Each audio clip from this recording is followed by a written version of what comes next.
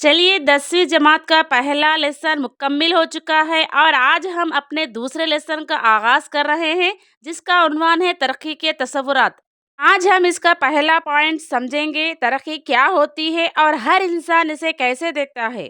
तरक्की का मतलब सबके लिए एक जैसा नहीं होता। हर शख्स अपनी ज़िंदगी, ज़रूरत और हालात के मुताबिक तरक्की को देखता है। मिसाल के तौर पर फ्लाई ओवर बनने से रोज़ाना सफ़र करने वालों को ट्रैफिक की परेशानी कम हो जाती है।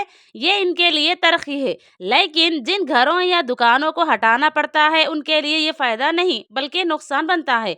बिल्कुल इसी तरह सबकी सोच, ख्वाहिशात, ज़रूरतें और तजुर्बात अलग होते हैं। इसीलिए तरक्की का मतलब भी सबके लिए मुख्तलिफ होता है। तो ये था तरक्की के तसव्वुरात का पहला पॉइंट, जिसमें हमने देखा कि तरक्की हर इंसान के लिए मुख्तलिफ मायने रखती है। अगले वीडियो में इस लेसन के मज़ीद पॉइंट के साथ हाजिर होंगे। तब तक के लिए खुदा हाफिज़।